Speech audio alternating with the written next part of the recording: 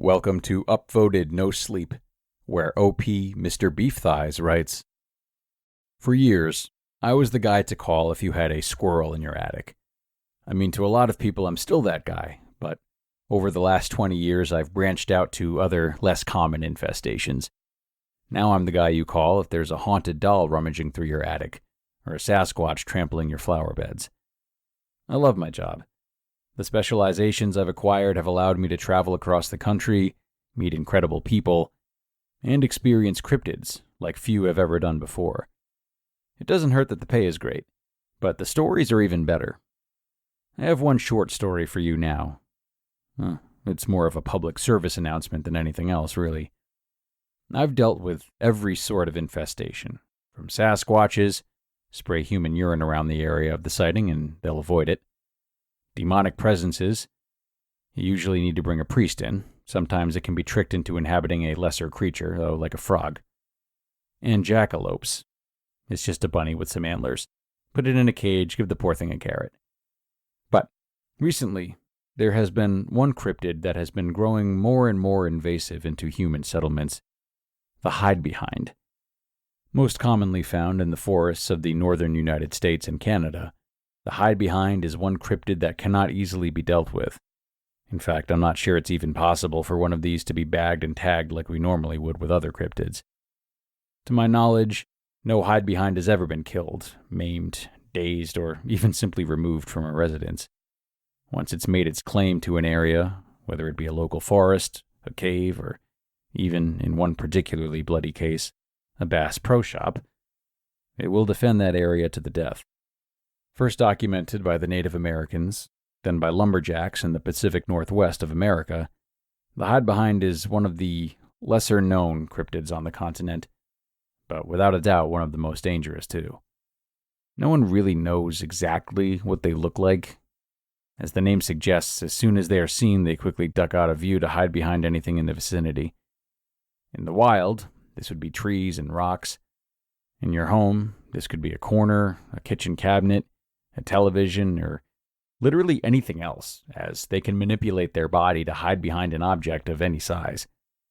In the few accounts of the sightings we have on record, they've been described as everything from a large bear/lion hybrid to a frail and elderly woman with long arms and rashes on her skin. Because of this wide discrepancy in their descriptions, they're believed to be shapeshifters that can change their shape based on what they believe will best get their potential victim to come closer and investigate the sighting. Now, I don't know why the hide-behinds are now moving into suburbs. I would guess destruction of their natural habitat, but it's becoming a real problem. That's why I'm going to share this story with you now, so you know what to do if one shows up in your home. So, I pulled up to Tim's house around 12 p.m. on a Tuesday. He had called in to tell us that there was a demonic entity in his house, and we needed to remove it ASAP. They always demand ASAP. Tim had nothing going on, but people are so much more demanding than they were 20 years ago. I took a quick look around the house, and it was pretty apparent there wasn't any sort of demon in his residence. Not only was there no reaction to the holy water and the Ouija board I had brought with me, but Tim also didn't have normal symptoms of a demonic haunting. Bad dreams, sleep paralysis, or the witnessing of any telekinetic events. After further questioning, he described what he had seen in more detail, though.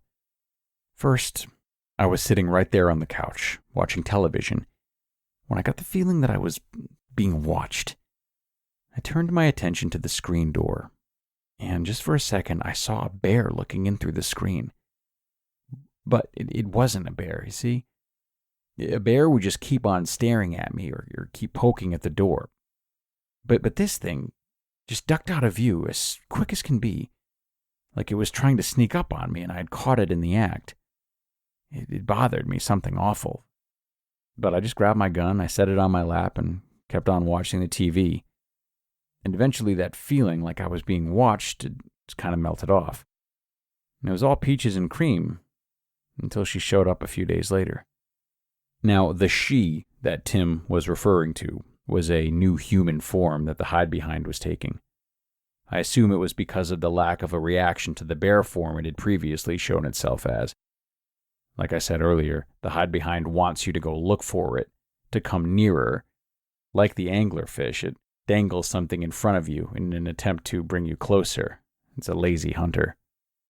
I was out in the garage in my workshop, and that feeling came over me again, that being watched feeling. I turn around, and I'm looking out the garage door, and I don't see nothing. But then, out of nowhere, I see a lady's head and shoulder pop out from the corner of the garage. And the second she sees me eyeing her, she pops right back around the corner where she came from. Well, this time I went looking around for her. I gave a wide berth around the corner because I lived in New York City for a year in the 70s, so I've seen crazy people, and she looked crazy, and I didn't want her grabbing me. So I gave a wide berth around that corner, and there wasn't no one there. I walked all around the house, and I didn't see anyone, not even footprints. Tell me that ain't demonic. It wasn't demonic. It was a hide behind, and I told the man as such. I told him living out here on the edge of town made him an easy target for it. I told him that there really isn't any way to get rid of them or scare them off. I told him that he could try to leave his house for a year at minimum, and maybe with luck it would leave on its own. But the best bet would be for him to burn the place down and never come back. Well, he didn't like that answer. My family lived in this house for 3 generations. I ain't leaving, and I'm not burning anything down. I'll tell you what I'm going to do. I'll keep my shotgun on me, and when I get that feeling again, I'll shoot it. Works for bears, and that's the meanest thing around these parts. I don't see why it wouldn't work for this, hide behind. You can't argue with anyone over the age of 65. People get set in their ways. Their beliefs calcify. So, instead, I was honest with him. I told him 2 things. First thing I told him was that eventually he would get that feeling that he was being watched, and he would get his gun and he would start looking for the hide behind. Only he wouldn't find it. That's what happens in all these cases, because at that point it found the best hiding spot it can possibly get. The only place you won't be able to lay eyes on it, even if you tried. And that's directly behind you. And at that point it's too late for you. The second thing I told him was that I would be back in 2 days, and that more than likely he would be dead. And then I left. 2 days later, I pulled up my van to Tim's driveway to find the screen door open and blowing in the wind. I didn't even need to cross the threshold of his house to find him. He was everywhere. He was on the floor, on the ceiling, the walls. The smell was unbelievable. I poured some gasoline on the front porch and I lit it with a match. The house was an inferno within 30 seconds. I got in my van, started to pull out of the driveway, and I took one last look at the house, and then beyond it out into the tree line, where I saw for just a split second a young boy, before he quickly pulled back and disappeared behind a thin little tree. I was hundreds of miles away by lunchtime. I say all of this to tell you, if you ever think you might have a hide behind in your house, or even in the area, you better leave.